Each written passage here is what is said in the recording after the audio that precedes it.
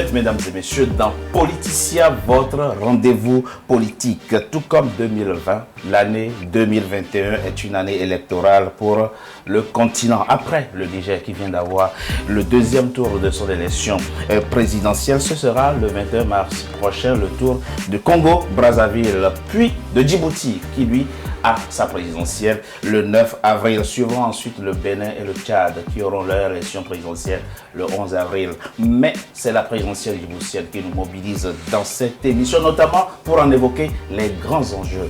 Et pour ce faire, j'ai avec moi deux invités. Jean-Marie Bitomo, vous êtes consultant en stratégie, un éditorialiste de la maison, un habitué de la maison. Merci à vous d'avoir accepté notre invitation pour évoquer les enjeux principaux de la présidentielle de Djibouti. Merci de votre invitation, Richard. Je suis enchanté de faire ce plateau aussi avec vous. Merci à vous. J'ai également avec moi Alessis Mohamed. Vous êtes un conseiller. Vous êtes le conseiller du président de la République de Djibouti, Ismaël Omar Guelleh. Très satisfait êtes-vous de son mandat qui s'achève et vous portez également sa candidature pour la prochaine présidentielle. Elle est prévue le 9 avril dans votre pays. Merci à vous d'avoir accepté notre invitation. Plusieurs analystes et observateurs le reconnaissent. Le président Ismaël Omar Guelleh a réussi à donner de l'importance à son pays qui présente d'ailleurs d'énormes avantages géostratégiques pour le reste du monde. Et lorsque le samedi 9 janvier 2021, son parti, le RPP, le Rassemblement populaire pour le progrès, lui demande de porter ses couleurs en vue de la présidentielle du 9 avril 2021. C'est tout naturellement que l'homme a dit oui. Avant d'évoquer les grands enjeux de cette présidentielle, je vous propose de revenir un peu sur l'investiture du président Ismaël Omar Guelleh par son parti, le RPP. Un extrait de son discours. À l'occasion de ce congrès durant lequel vous venez de me renouveler votre confiance en m'investissant une nouvelle fois, je voudrais m'adresser à toutes les Djiboutiennes et à tous les Djiboutiens. Je tiens à dire à chacun d'eux, partisans ou non, que ce que j'ai toujours entrepris pour notre pays, notre République, cette mesure qui nous abrite, je l'ai toujours fait avant tout pour le bien de tous. Garantir notre souveraineté, sauvegarder la paix et la sécurité. Un pays, c'est comme une maison. Cela se construit sur des fondations qui se doivent d'être les plus solides afin de permettre à chaque génération de continuer à bâtir toujours plus haut.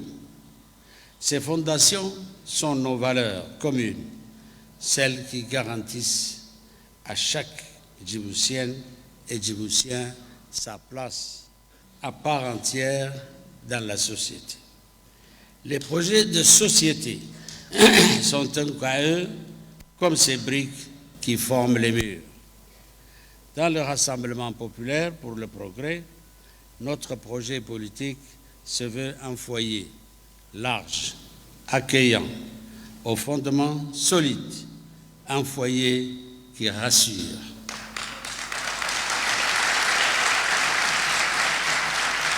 Un foyer rassurant par les valeurs qu'il défend, rassurant par la constance de ses dirigeants et qui laisse à chacun, grâce au respect du pluralisme, le soin d'apporter sa pierre à l'édifice.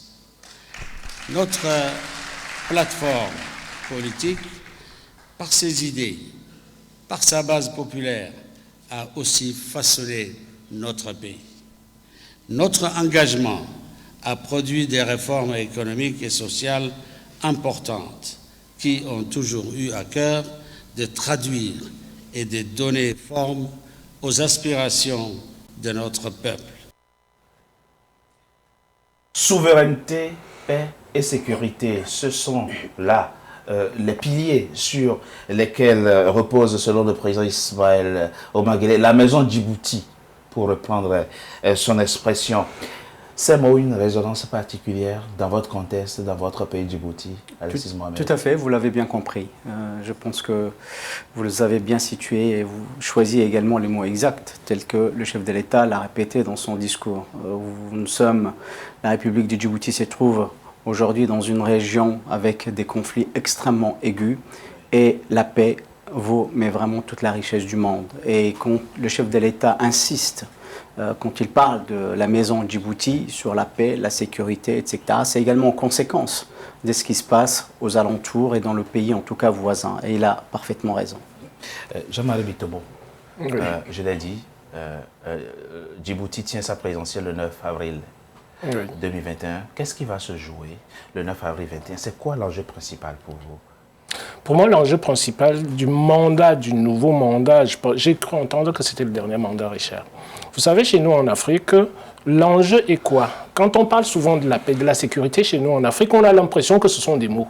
Mais sauf que quand on regarde nos environnements politiques en Afrique, ce sont des choses qui sont d'une importance cruciale. Tout simplement pourquoi? Parce que quand on parle de la guerre aux gens, ils ont l'impression que ce sont seulement des coups de fusil. Alors que quand il y a une guerre quelque part, la paix et la stabilité est nécessaire dans nos pays parce que nos pays sont des pays en émergence quelque part. Donc à partir de là, Richard, la notion de paix et de sécurité, quand on parle aux gens de ça, ils vous disent que non, est-ce qu'on mange de la paix? C'est pas quelque chose de fondamental. Sauf que quand vous avez une guerre dans un pays, vous arrêtez tout. Ça veut dire que vous n'avez plus d'école, vous n'avez plus d'hôpitaux pour que les gens puissent se soigner, vous n'avez plus, comment dirais-je, de maisons des gens qui sont détruites en tant que telles. Donc on ne peut pas prôner un développement en étant dans cette notion de guerre-là, en se disant que la paix ne nous rapporte rien. Donc, c'est excellent que le président Guélé, c'est-à-dire, puisse marquer ça, la paix, la sécurité du territoire et la souveraineté, comment dirais-je, de l'État en tant que tel. Ce sont des mots qui, chez nous en Afrique, sont des notions qu'on se dit que, comme je comprends quelque part, les peuples africains sont soumises à certaines difficultés qui sont liées à quoi? Qui sont liées aux difficultés, c'est-à-dire de trouver un emploi et tout ce qui s'ensuit. Mais vous ne pouvez pas développer un pays, Richard, si vous n'avez pas la paix dans ce territoire-là. Donc, à partir de là, quand il y a un certain nombre de présidents qui insistent là-dessus, nous, les Africains, on a toujours l'habitude, je vais encore me répéter là-dessus, et je le fais exprès, Richard, c'est que, est-ce qu'on mange la paix?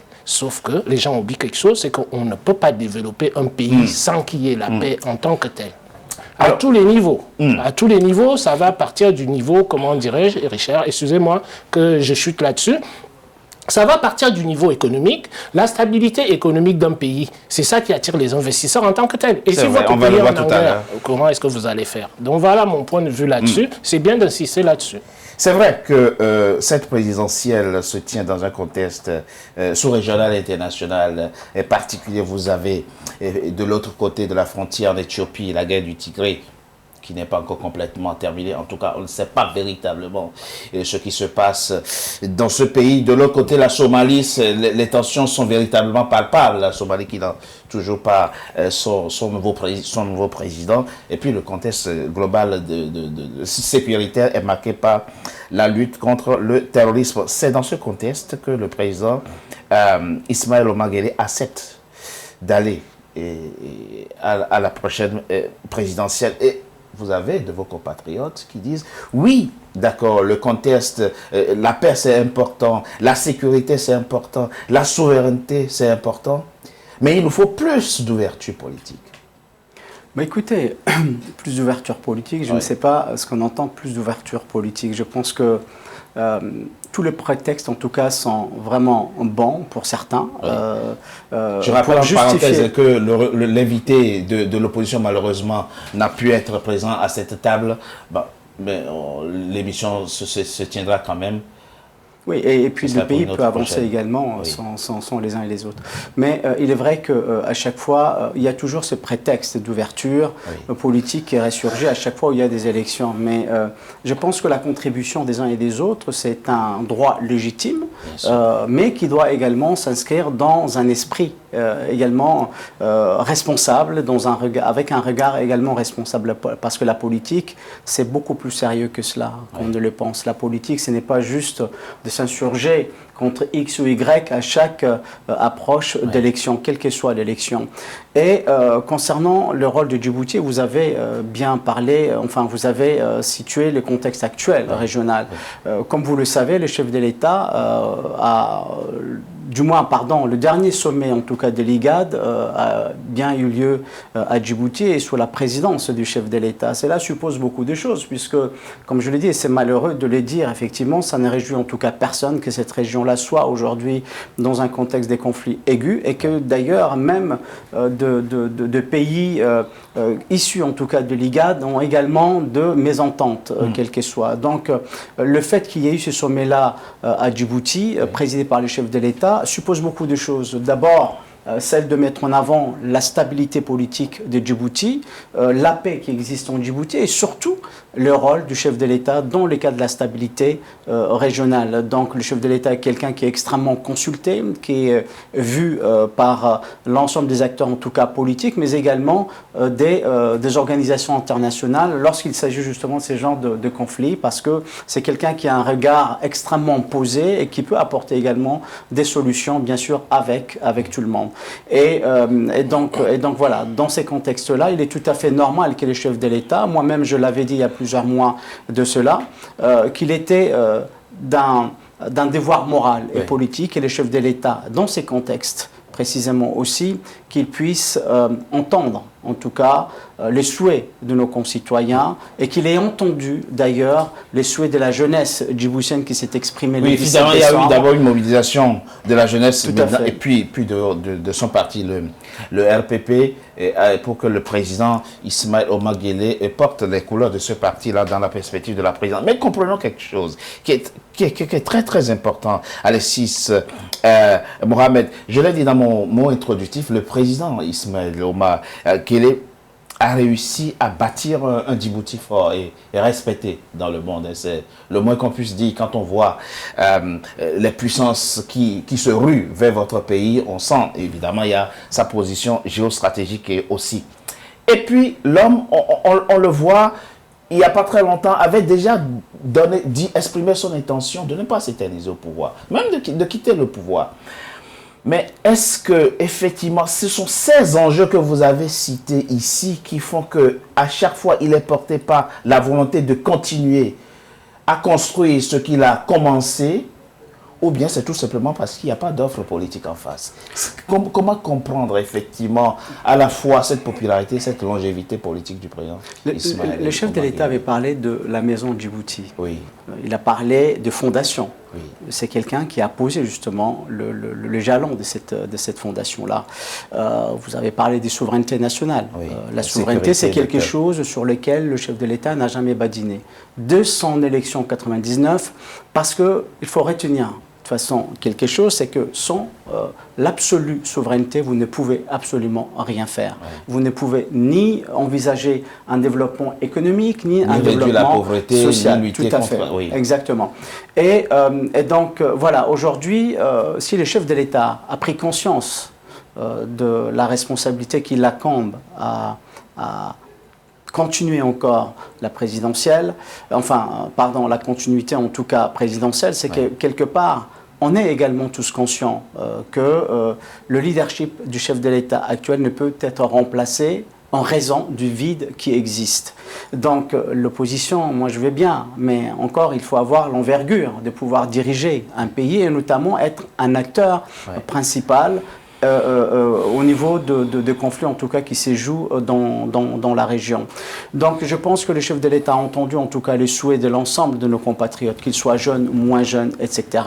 Mais qu'il est aujourd'hui indispensable de continuer à garantir non seulement la sécurité de nos concitoyens, mais également la stabilité de ces pays. Parce qu'il ne faut pas oublier que depuis 1999, ce pays-là a investi malgré les diverses pressions, puisque vous savez très bien qu'avant 1999, malheureusement, aucun bailleur de fonds n'a voulu accompagner, en tout cas, cette ambition justement de la République de Djibouti. Et donc, le chef de l'État a tenu tête. Pour se dire la vérité, il faut se regarder vraiment droit dans les yeux.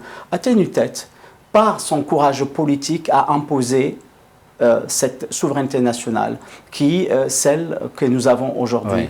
Oui. Et également, c'est une réponse, parce que beaucoup l'oublient, aux hommes et aux femmes qui, en tout cas, se sont battus pour nos libertés. Donc, nos libertés durement acquises valent aujourd'hui ce que nous valons aujourd'hui, en tout cas, pardon. Jean-Marie Bitomo, faut-il avoir, compte tenu de la particularité du contexte djiboutien, un regard débonnaire sur à la fois la gouvernance et la longévité politique du président Ismaël Omar Guelleh? Nous parlons d'un pays très très important qui abrite des bases militaires de la plupart des puissances occidentales. Japon, France, États-Unis, Allemagne, Chine, Russie. Ce n'est pas n'importe quoi à Djibouti, c'est un pays extrêmement important. C'est aussi ça qui explique chez l'homme la volonté de continuer effectivement à régir, à régenter ce pays. Comme vous venez de le dire, Richard, les choses sont relativement complexes à lire. Ouais. Vous savez, quand on regarde Djibouti, qu'on dise aux individus que c'est un des pays, de mon point de vue, de par la complexité de ce que vous venez de citer, c'est un pays qui est très très difficile à gérer. Que ce soit sur la géopolitique internationale et que ce soit dans la géopolitique régionale. Il ne faut pas oublier une chose, c'est que depuis que le président Guelleh est là, qu'est-ce qui s'est passé? Depuis 1999, vous avez tous les pays aux alentours qui sont en guerre. Et la plupart des réfugiés politiques partent d'où? Partent, comment dirais-je, se réfugier à Djibouti. Donc Djibouti a déjà ce poids-là qui joue au niveau international, au niveau régional. Donc, à partir des grandes puissances qui sont là, il faut être diplomate. Comme on le disait tout à l'heure, pour assurer sa souveraineté, toutes les grandes puissances que vous avez citées sont présentes, Richard. Et dans un second temps... Et les pays du Golfe aussi, hein, voilà, se justement, préparent c'est là où je voulais en venir, c'est exercer... qu'au niveau international, vous avez ces contraintes-là qu'il faut gérer dans un État. Ensuite, vous avez les contraintes régionales maintenant. Ces contraintes régionales-là, ne se passant pas dans la paix, ça perturbe quelque part, si vous voulez, le gouvernement de Djibouti, c'est-à-dire l'État de Djibouti. Tout simplement pourquoi? Parce qu'il faut accueillir les réfugiés des pays qui sont en guerre. Ouais. Et à partir de là, que vous ayez un homme d'expérience, moi je ne suis pas bon, je fais une analyse, si vous voulez, neutre. Donc, à partir de là, que voulez-vous? Si vous n'avez pas quelqu'un qui a de l'expérience, le président Guelleh est là, et il est là depuis un moment. Donc, à partir de là, il connaît plus ou moins la sous-région, comment les choses se passent. Et ses pairs lui font confiance de par son expérience. Et j'ajouterais quelque chose de très, très important. Nous, en Afrique, on a toujours besoin de faire des copier-coller. Qu'est-ce qui nous a dit? Que la démocratie occidentale devrait fonctionner de la même manière dans les États africains que ça fonctionne ici. On oublie toujours, c'est-à-dire une notion très très importante, c'est que nous qui vivons à l'extérieur, d'accord? Nous vivons dans des pays en Amérique, en Europe, aux États-Unis, ainsi de suite. Mais quand il s'agit de discuter de politique en Afrique, on oublie un paramètre qui est important pour nous, c'est que tous ces États-là ne se sont pas constitués, si vous voulez, en un demi-siècle. Quand vous me prenez l'histoire de la France, la République... Je veux vous ramener, comment dirais-je, à Napoléon, c'est-à-dire le roi, c'est-à-dire 1789. Oui. Donc, quand on arrive ici, là, nous voyons les belles lumières, ainsi de suite. On arrive chez nous, on se dit que, mais bon sang, mais vous voyez la démocratie qui se passe à l'occidental, pourquoi est-ce qu'on ne la pratique pas chez nous? Et en oubliant une chose, c'est que nous avons nos principes africains, nos problématiques sont différentes. On a déjà eu nos démocraties qui fonctionnaient, d'accord? Si je pars avec vous de l'empire du Mali, de l'empire, comment dirais-je... Du Ghana, et tout ce que vous voulez. Nous avions, si vous voulez, une forme de démocratie, ça, fondements sur lesquels nous fonctionnons, Richard. Donc pourquoi à chaque fois revenir ici là et nous dire que oui, comme ça fonctionne comme si en Occident, il faut obligatoirement qu'on aille modifier ça chez nous et qu'on fasse copier-coller là. Donc moi, sans encore une fois, c'est-à-dire je fais une analyse de la scène politique africaine. Donc nous les Africains, il faut que nous soyons intelligents. Essayons c'est-à-dire de regarder ce qui se passe à l'extérieur. Je ne dis pas copier. Réinventons nos systèmes politiques avec nos propres modèles qui sont les nôtres. Et non pas seulement... Si je comprends bien, sortir du mimétisme. Voilà, sortir de systémique. Exactement, dans lequel nous sommes. Il y a le contexte particulier de Djibouti, il y a les enjeux que vous avez évoqués, mais il y a la question comment se porte Djibouti, comment, ou du moins quel regard porter sur le bilan du président Ismaël Omar Guelleh, notamment par rapport au mandat qui s'achève. On en parle dans la seconde.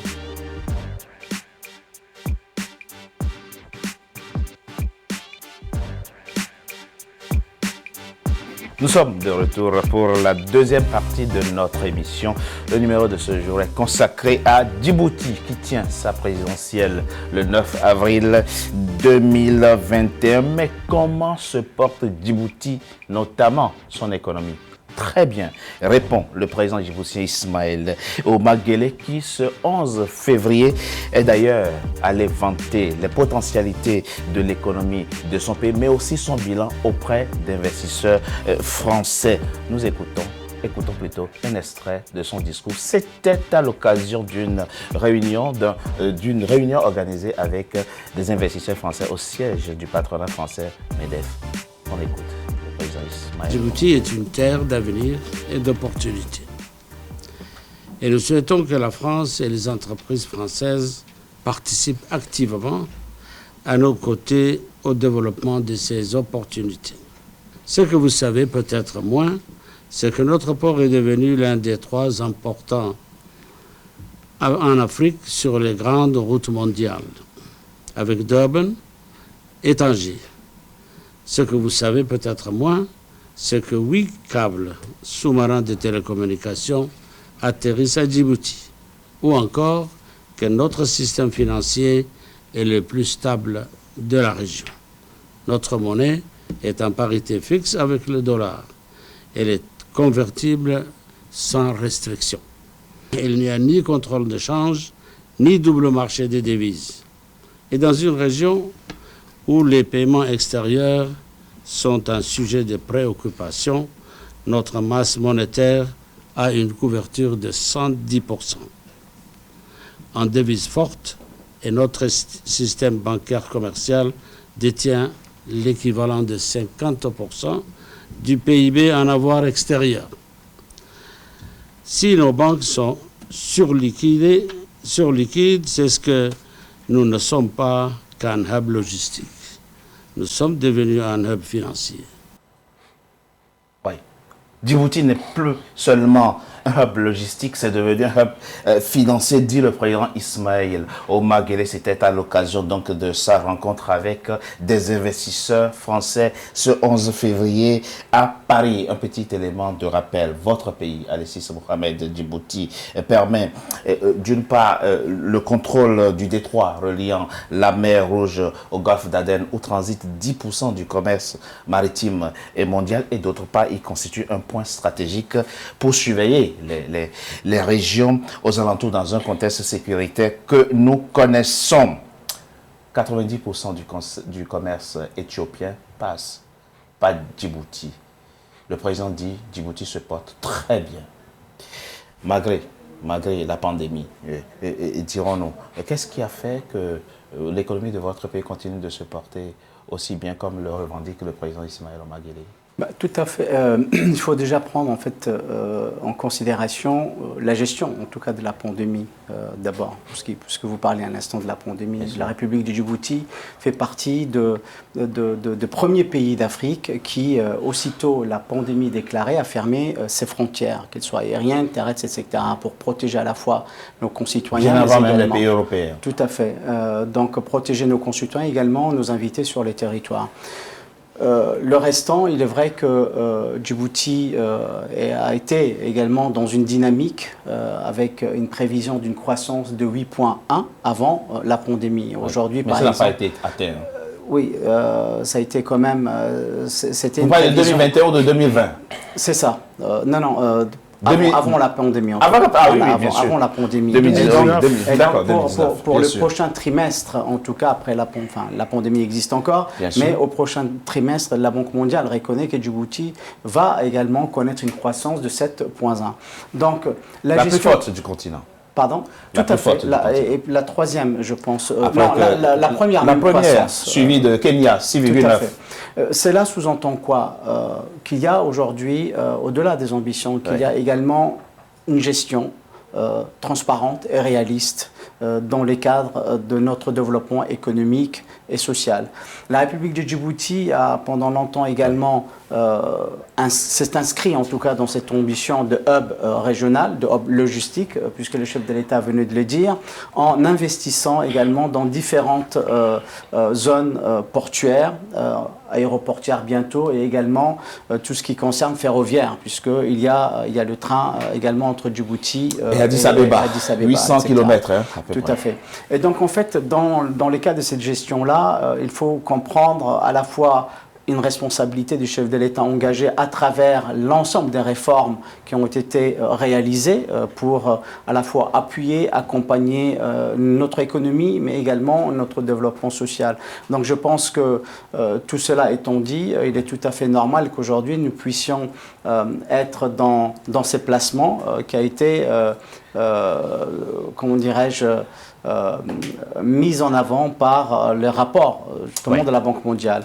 Donc je pense qu'aujourd'hui l'économie de Djibouti s'en sort très bien. C'est vrai que nous ne sommes pas un pays industrialisé, mais un pays vivant principalement en tout cas des services. Mais on a su en tout cas consolider l'ensemble de choses qui ont été réalisées jusqu'à aujourd'hui. Jean-Marie Bitomo, il y a les chiffres de la Banque mondiale, il y a les grandes prévisions macroéconomiques, mais il y a aussi que vous allez rencontrer certains Djiboutiens qui vous disent les fruits de la croissance ne sont pas encore justement répartis.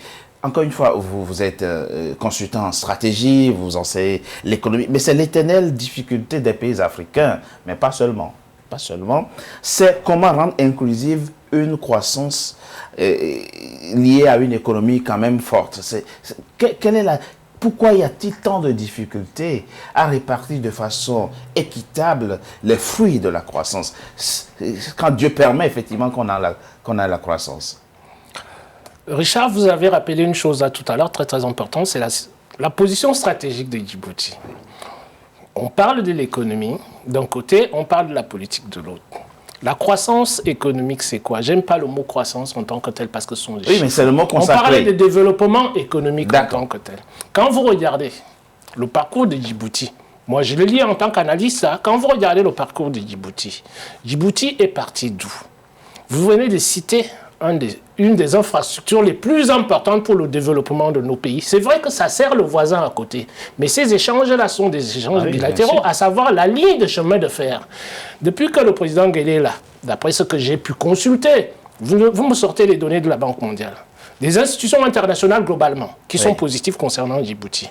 Et d'un autre côté, vous avez les constructions que nous voyons. Vous avez le chemin de fer, vous avez les ports qui ont été rénovés, comment dire, à Djibouti. Le président dit après Durban et Tanger, le port de Djibouti, c'est Doralé, ainsi de suite. Ce sont des ports, donc ce sont des réalisations. Mais le problème est le suivant.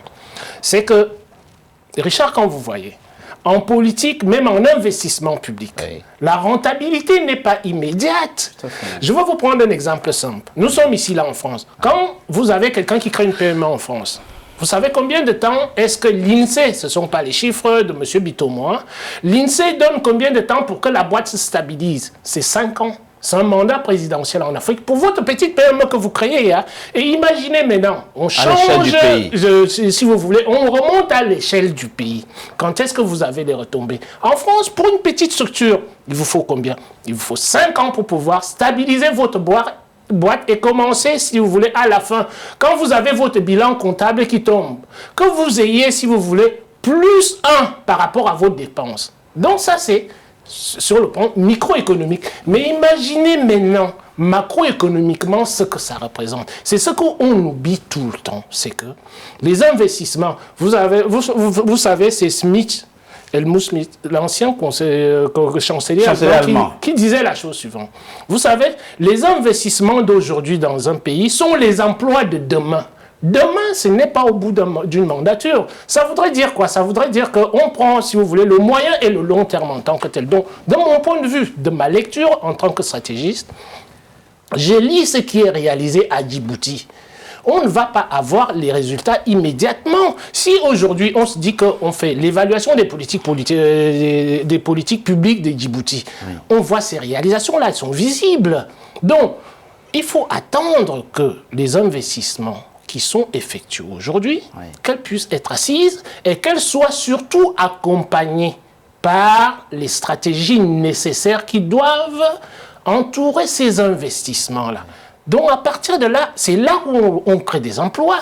Ce n'est pas immédiat. On va créer des emplois pour la construction. Richard, Et ces emplois-là, si vous voulez, une fois la construction des infrastructures terminée, qu'est-ce qui se passe après? Il faut maintenant une stratégie tout autour pour installer les centres de développement, de services, des petites industries locales et tout ce qui s'ensuit.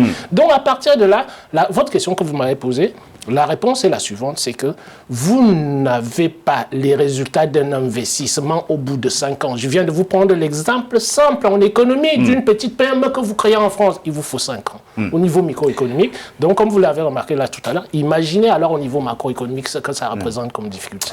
Un point très important, Alexis Mohamed. À l'occasion de sa visite officielle en France les 11 et 12 février dernier, le président Ismaël Omar Guelleh, nous l'avons vu, a été reçu par son homologue français, Emmanuel Macron, où un certain nombre d'accords ont été revus, etc. Mais nous avons rappelé dans la première partie de notre émission la forte présence des puissances étrangères dans votre pays, Djibouti. Et certains de nos confrères, c'est le moment peut-être pour vous d'expliquer ce qui se passe, qu'il en est réellement. Certains de nos confrères, soit par raccourci ou par vérité, je n'en sais rien, vous nous le direz, disent oui, il fait des choses, le président djiboutien, il fait avancer le pays, seulement il est en train de vendre son pays. Certains le disent. Qu'est-ce que vous répondez à ces gens-là? Mais on est toujours dans les... ces gens-là sont toujours dans les discours un peu populistes. À l'instant, Butomo parlait justement des croissances. Il est vrai qu'aujourd'hui, par rapport à tout ce que la République du Djibouti connaît en matière de développement économique, c'est vrai que beaucoup disent que les Djiboutiens, que cela ne profite pas aux Djiboutiens en termes de croissance. Il vient de la rappeler, comme je l'ai toujours rappelé également. La croissance n'est pas forcément aujourd'hui quelque chose dont on peut partager, mais qu'il faut attendre quelque temps. Il a tout à fait raison.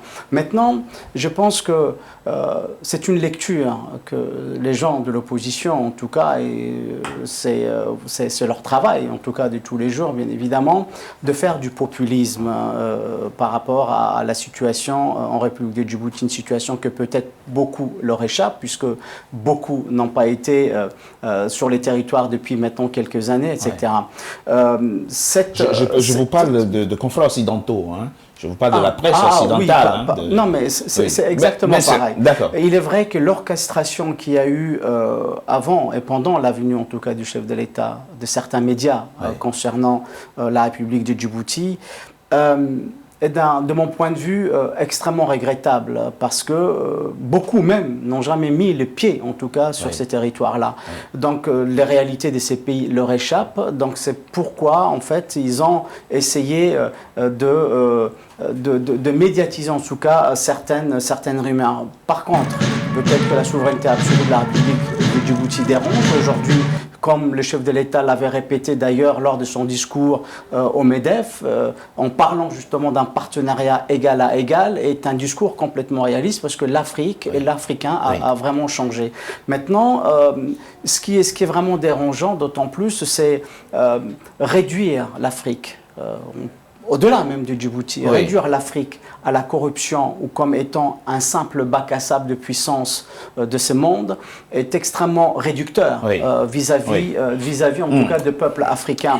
Parce que Djibouti, si je puis parler de Djibouti, c'est avant tout également un peuple, c'est une histoire, c'est également des cultures diverses, de par la communauté diverse que nous constituons, mais c'est également des religions, une harmonie des vies en tout cas avec tout le monde. Donc en mettre tout cela est pour ma part vraiment extrêmement réducteur. Si on comprend bien, Alexis Mohamed, mais très rapidement, et c'est très très important d'apporter cette clarification que vous êtes en train d'apporter, si je résume vos propos, ce n'est pas parce que la France, les États-Unis, l'Allemagne, l'Italie, la Chine, le Japon ont des bases militaires à Djibouti que Djibouti a perdu sa souveraineté. Djibouti reste un pays souverain. Bien évidemment, Djibouti reste un pays souverain. Djibouti, comme le chef de l'État l'a rappelé également dans le cas de ses choix de partenariat, n'applique aucune politique ni d'exclusion ni également d'exclusivité.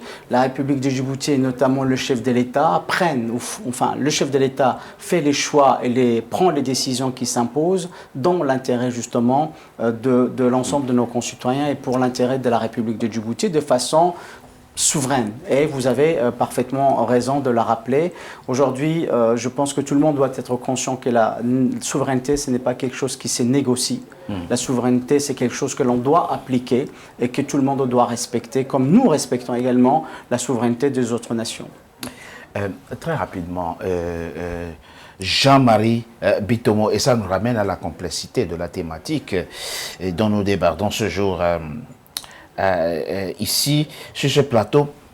Comment se positionne-t-on quand on a accueilli sur son territoire des puissances parfois antagonistes? J'ai lu récemment un article d'un journaliste bien informé qui dit, il suffit que la Chine, Pékin, évoquant le gouvernement chinois, chuchote à l'oreille du président Ismaël Omar Guelleh que les États-Unis perdent leur capacité de défense dans la sous-région. Et ça, c'était pendant la guerre Chine-États-Unis sous Donald Trump. Hein? Oui, oui. Comment se positionne-t-on quand on est au milieu comme ça de puissances étrangères et qui s'affrontent au fond? Là, vous touchez du doigt, c'est-à-dire ce que j'ai abordé tout à l'heure, Richard, à savoir que les gens voient les choses de l'extérieur. Quand il faut maintenant rentrer dans le détail, la complexité que vous avez là, la souveraineté dont vient de parler, comment dirais-je, M. Mohamed, c'est quelque chose de très complexe à gérer. Tout simplement pourquoi? Parce que les gens ne voient pas les contraintes externes, les contraintes exogènes que subit le pays en tant que tel. Donc, à partir de là, c'est la raison pour laquelle je vous ai dit tout à l'heure, de mon point de vue, c'est-à-dire de mon petit point de vue, il est partagé, il peut être partagé par les gens ou pas. Pour moi, Djibouti est un des pays les plus difficiles à gouverner dans le monde. On reviendra tout à l'heure, mais je signale que le temps est parti, pour cette partie est terminée. Je propose qu'on marque une courte pause. On se retrouve dans quelques instants pour évoquer précisément les grands défis du prochain quinquennat. A tout de suite.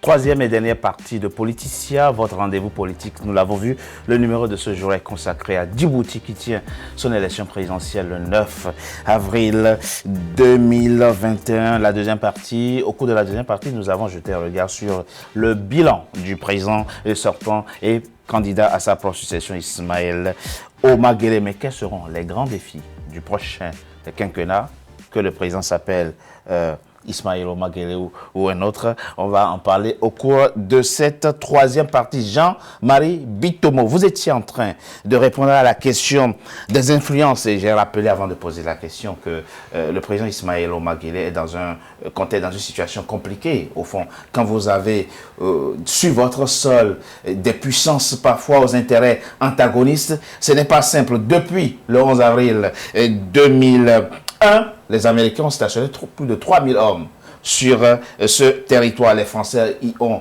la plus grande base militaire à l'étranger avec 1500. La Chine, d'ici 2026, va y stationner plus de 10 000 hommes. Et ma question, Jean-Marie Bitomo, était comment vous faites quand vous êtes là, comme ça, au milieu de ces puissances occidentales et de l'Asie aussi qui vous entoure et dont parfois les intérêts sont divergents? Juste me permettre, je dirais complexe, mais pas compliqué. Complexe, d'accord. C'est complexe, c'est très très complexe, comme je l'ai dit, Richard. Tout simplement pourquoi? Parce que quand on fait une lecture de la géopolitique internationale, c'est très très compliqué pour un pays comme Djibouti. Comme je le disais tout à l'heure, vous avez des pays qui sont au bord des autoroutes internationales, des transports du commerce international en tant que tel. Oui. Donc, pouvoir gouverner un pays, les gens ont l'impression, quand on fait de la géostratégie ou de la géopolitique internationale, ils oublient ça. Quand vous êtes président d'un pays comme Djibouti, vous êtes le président égyptien, où vous avez le canal qui passe là-bas, le canal de Suez, Gibraltar, vous avez, le canal de Panama, ainsi de suite. Votre pays, c'est-à-dire pour pouvoir le diriger, c'est pas quelque chose de simple, c'est pas une chose simple. Donc, à partir de là, moi, je comprends les gens de l'opposition qui, éventuellement, voudraient voir les choses choses allaient beaucoup plus vite. On n'a pas pu venir. Voilà, les choses allaient beaucoup plus vite, mais on construit un pays avec de la patience, pas dans la précipitation. Je viens de le dire ici, là. Un pays se reconstruit à l'horizon de 20, 30 ans en tant que tel. J'ai rappelé ici, là, si vous voulez, ce que Smith avait dit. Donc, votre question, Richard, c'est quoi? Moi, je vais tout simplement dire que c'est dommage que, quelque part aussi dans ces négociations-là, nos pays en pâtissent. Il faut le reconnaître. Tout simplement, pourquoi? Parce que c'est quand ces grandes puissances sont là, elles ne privilégient pas l'intérêt, comment dirais des pays dans lesquels elles sont installées, ces grandes puissances. Voilà, elles sont plus portées sur quoi? Sur leur profit immédiat.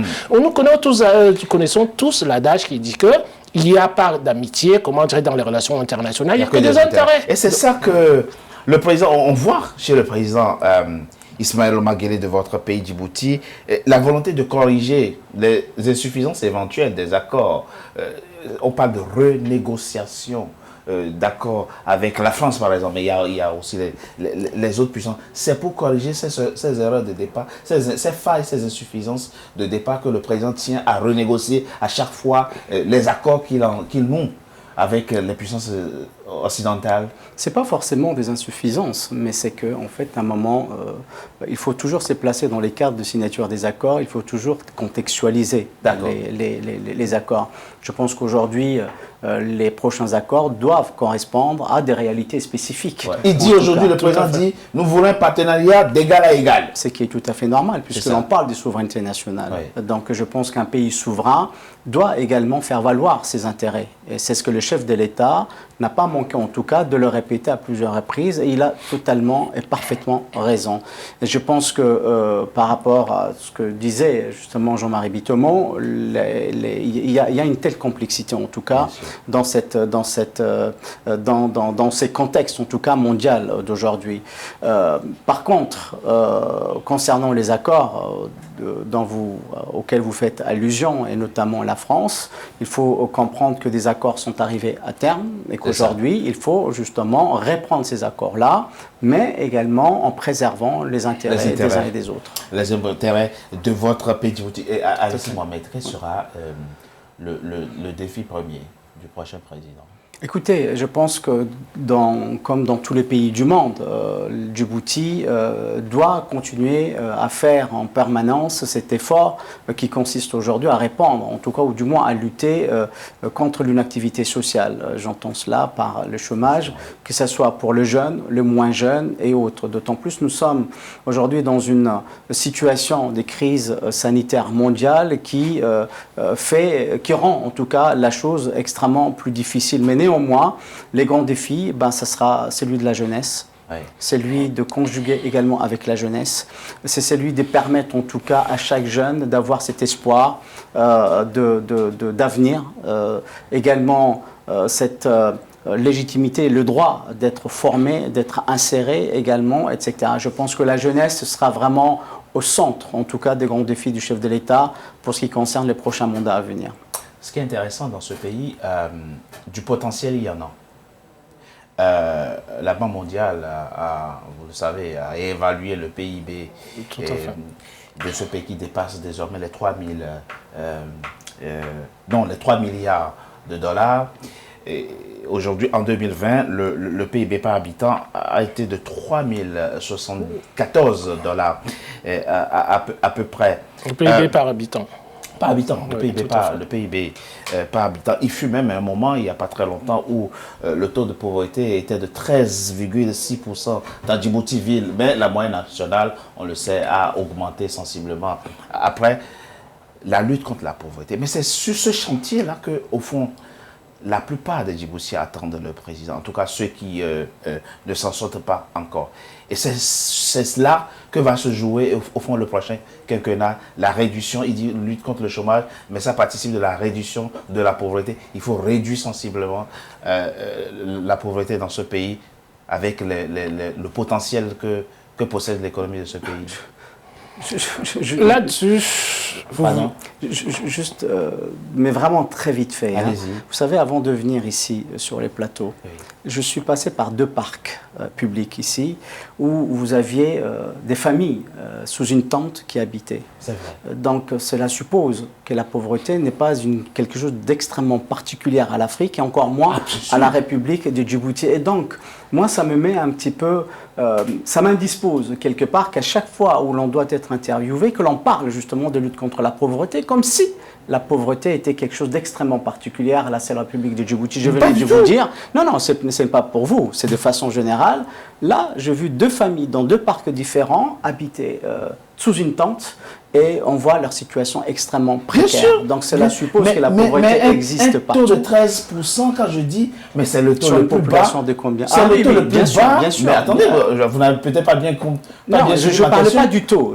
D'accord, non, mais quand vous prenez un pays dont la capitale a eu un taux de 13%, même dans les pays occidentaux, vous n'avez pas ça. Tout à fait. C'est pour ça qu'il n'y a pas de potentiel. Ouais. Moi, je ne parlais pas du chiffre, je parlais juste de la pauvreté en tant que telle. Oui, mais c'est ça, l'aspiration, les aspirations du plus grand nombre de nos concitoyens. Mais vous avez bien fait de le rappeler, en tout cas. Pardon. Non. Oui. Merci à Alexis. Moi, je veux repartir sur votre question, Richard. Oui. Question très, très intéressante. Parce que quand on parle de la pauvreté, comme il vient de le souligner tout à l'heure, on a l'impression que la pauvreté, si vous voulez, c'est une donnée qu'on trouve uniquement en Afrique. Mais on oublie une chose très, très simple. C'est que dans un pays, dans nos pays africains globalement, tout simplement pourquoi? Pourquoi est-ce que j'élargis le débat? J'élargis le débat pour dire que la plupart du temps, dans nos scènes politiques africaines, comme vous avez une offre politique interne qui est insuffisante, qu'est-ce qu'on fait? On regarde seulement ce qui se passe chez toi. Mais on oublie une chose. Quand on veut progresser, même quand on est un individu, on progresse, comment dirais-je, en fonction de soi-même, mais en fonction de ce qui nous entoure. Oui. Donc la plupart du temps, quand on est en train de nous taper nous-mêmes dessus, nous les Africains, ce qu'on fait c'est insuffisant, c'est impossible, est-ce qu'on a au préalable analysé toutes les conditions environnementales qui nous, comment dirais-je, entourent? À savoir que moi, quand je fais des analyses comme cela, je parle de la contrainte et des pressions endogènes. Oui. Et ensuite, maintenant, je prends en compte les contraintes et les pressions exogènes par rapport au pays. Quand nous raisonnons avec nos pays, nous raisonnons comme si nos pays, si vous voulez, évoluaient dans un monde où on n'a pas, comment dirais-je, de concurrence, dans lequel on est le seul pays en tant que tel. Donc, à partir de là, quand on parle de la pauvreté, la réduction de la pauvreté, faisons la comparaison. Là, vous venez de nous donner les chiffres des institutions internationales. C'est pas, moi, je ne suis pas là pour défendre Djibouti ou quoi que ce soit, mais j'ai lis, si vous voulez, ce que produisent des organisations internationales. Oui. Et je rentre maintenant dans une analyse endogène en me disant quelles sont les insuffisances qu'il faut corriger par rapport à ce que fait Djibouti. C'est-à-dire, nous les Africains, nous voyons toujours, c'est-à-dire le verre, c'est-à-dire à moitié vide, et non le verre à moitié plein en tant que tel. Donc à partir de là, un pays, ça se construit sur le long terme, ça ne se construit pas immédiatement. On n'a pas, comment dirais-je, les fruits de son investissement tout de suite. Mais maintenant, par contre, alors quand ces fruits-là tombent, moi j'exigerais une chose des dirigeants africains, c'est que la redistribution de ces fruits de la croissance là, ou du développement, mot que je préfère plutôt par rapport à la croissance, le développement humain m'importe beaucoup plus que la croissance économique en tant que telle, que la redistribution soit bien faite, Richard. Une fois qu'on aura solutionner cette équation-là, vous verrez très très bien que la notion de démocratie dont on parle en Afrique et tout ce qui s'ensuit et les chefs d'État qui durent au pouvoir pendant X temps, c'est-à-dire on n'en parlera plus tout simplement. Pourquoi? Parce que la redistribution des fruits de la croissance est à peu près équitable dans chacun des États africains. En tant que tel. Donc moi, de mon point de vue, quand je fais la lecture de Djibouti, il me semble que Djibouti est un pays qui est sur la bonne voie là-dessus. La construction des infrastructures. Le président l'a rappelé, voilà.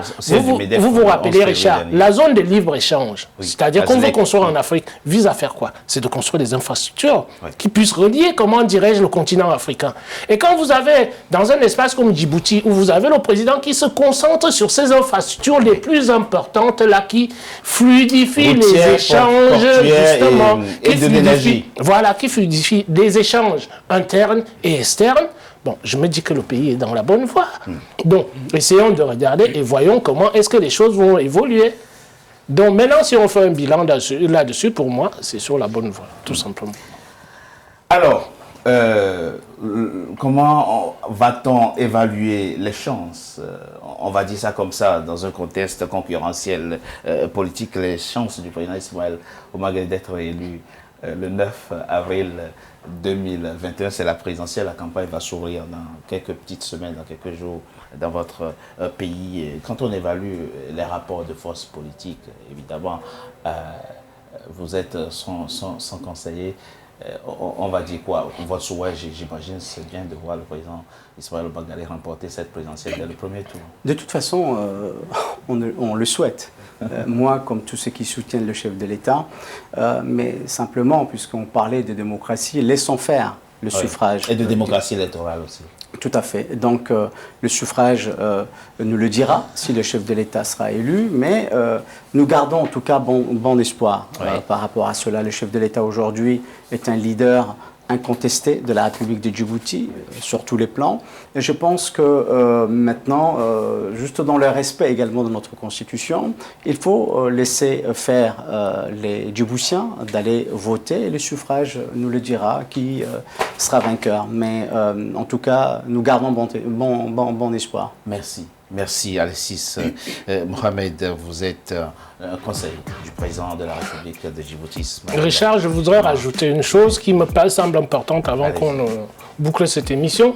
C'est la chose suivante, c'est qu'il ne faut pas que nous nous comparions en Afrique, c'est-à-dire que nous nous tapions tout le temps dessus. C'est-à-dire, tous les processus électoraux en Afrique, il y a des discussions avec l'opposition qui dit que telle ou telle chose est mal faite et on se tape dessus nous-mêmes. Oui. Je donne aux gens l'exemple. Regardez ce qui s'est passé aux États-Unis. Et ce n'est pas la première fois, ça date de l'élection d'Al Gore aux États-Unis, d'accord? Donc, qu'on nous prenne des modèles ici... Non, pas de l'élection d'Al Gore. Non, pardon, la présidentielle de Bush, pardon, l'élection de Bush. Ouais. Bon. Donc, on est parti de là. Ouais. Et on est arrivé où aujourd'hui avec Trump? Nous, les Africains, nous avons le don de nous taper dessus parce que les autres nous conditionnent à nous dire « tapez-vous dessus, vous avez des mauvais systèmes. Ouais. » Regardons comment ça se passe chez eux. Qu'y a-t-il de mieux là-dessus? Maintenant, on était en train de parler de la longévité des présidents africains. Ça se passe comment en Chine? La Chine, aujourd'hui, elle a été critiquée pendant des décennies et des décennies. Ouais. Elle a une politique et devient aujourd'hui la première puissance économique du monde. D'accord? Donc, il n'y a pas de modèle universel sur lequel nous, les Africains, nous devons, c'est-à-dire à chaque fois aller nous taper dessus, dire que nous ne sommes pas bons là-dessus. Il n'y a pas de modèle universel. Inventons nos modèles, arrêtons le mimétisme dont vous parlez tout à l'heure, Richard. C'est tout. Et systémique, Jean-Marie Bitomo, consultant stratégie éditorialiste. Merci à vous. Merci, Richard. On souhaite une élection apaisée au Djibouti. Comme toujours, vous avez toujours eu des élections apaisées et que les autres pays qui, dans la foulée aussi, obtiendront leur présidentielle et puissent s'en sortir sans grande crise post-électorale. Vous venez d'évoquer le cas des Américains, et comme quoi l'Afrique n'a pas le monopole des crises post-électorales. Faisons attention à ça, Richard, de nous taper nous-mêmes dessus, en oubliant ce qui se passe à l'extérieur. C'est la fin, mesdames et messieurs, de Politicien, votre rendez-vous politique. Je vous remercie d'avoir été comme toujours nombreux. Assure, restez fidèles au programme d'Africa 24. À très bientôt pour un nouveau numéro de Politicien. Merci. Merci.